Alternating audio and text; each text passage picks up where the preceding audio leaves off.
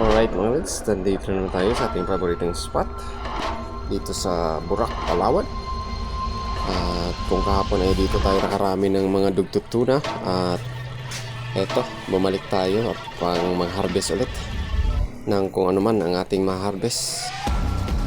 At ito nga, dumapa ako sa 18 meters mga lods, at bigla na lang may nagpakita na malaking GT. Ayan mga lods, sapul.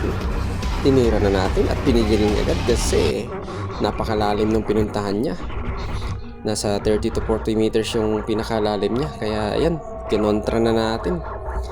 Medyo kinabahan ako dito mga lods dahil akala ko sasabit. At yun nga, buti na lang hindi sumabit. At ito, nodo na natin napigilan ng isda para hindi na makapunta pa sa malalim at sumabit. At buti na lang ay napigilan natin. At kahit pa paano may natira pa sa 50 meters na reels, may natira pang 10 meters for security in case na ano. At ayan, medyo mabagal yung pag-ahon natin. Mabuti na lang ay nandito ang aking live body na si Idol Don Coron. At bigla niya kagad kinabit ang kanyang buya dahil alam niya na nahirapan na ako. Sobrang lakas kasi talaga mga lods ng isda. At ayan, binitawan ko na ulit dahil din may extension na. Sobrang lakas talaga. Kaya nag-recover muna ako habang ang ating pana ay tumatakbo-takbo sa ilalim. At ito, hinawakan ko ulit at upang ma-recover ang isda. At medyo lumuwag na nga. At ito, ni-recover na natin at mukhang naramdaman niya na kung gaano kasakit yung kanyang tama. At medyo napagod na rin siya. Kaya ayan, nilubos-lubos na natin na hilahin ng isda. At pina-second shot ko nga mga idol kay Idol Don Coron dahil para sigurado. At yun nga, buti na lang na second shot na idol. Dahil kung makikita nyo mga lods, pagkatapos ko makuha yung isda ay konti na lang talaga na muntik nang makawala ang isda. Dahil yung shaft pala natin ay hindi tumagos, yung flapper. Although tumagos man yung dulo, pero yung flapper hindi. Ngayon, buti na lang yung flapper paghila natin or pagtakbo ni isda ay sumabi sa kanyang laman. At ayan, medyo maganda-ganda pang hilahin at nahihina na. Pagtingin ko mga lods sa isda ay nung malapit-lapit na, ay grabe, konti na lang talaga ng kapit na sa balat na lang.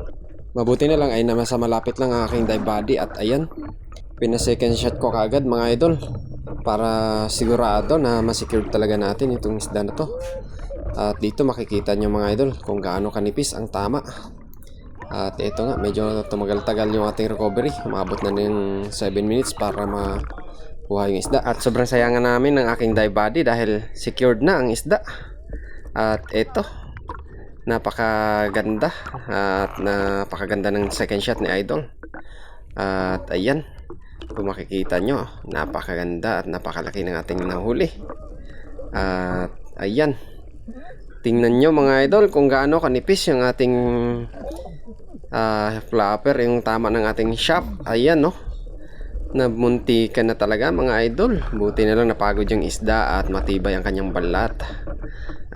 Di na natin patagalin yan, kundi alam na gagamitan na natin ng fatality attack yan or technique. Yan na mga lods, sobrang lakas talaga. At yun, niyakap ko na kasi napakalakas talaga nito.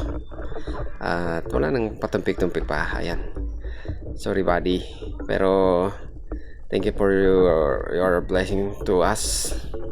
That's your purpose for every man, every people, for everybody. Thank you for being a blessing every fish in the ocean. Ayos na, secured na mga idol. Napakaganda ng ating huli today. Ayos na, secured na ang ating pang bigas-bigas. At meron pa nga pala tayong mga ibang nahuli dyan. So umabot tayo ng 30 to 35 kilos ang nahuli natin sa maghapon na yan, kasama yung huli ni Idol Don Coron at iba pa nating isda. At ayos na, salamat kay Idol Don sa pagsama sa akin at pagpasama sa akin sa kanyang spot or sa kanyang schedule. Kahit napakabising tao nito ay pinasama ako sa kanyang adventure. Thank you talaga Idol. Isa kang blessing para sa aking pagbisita dito sa Palawan. At ayan mga lods, so that's our video for today. Thank you for watching. Follow and share for more videos.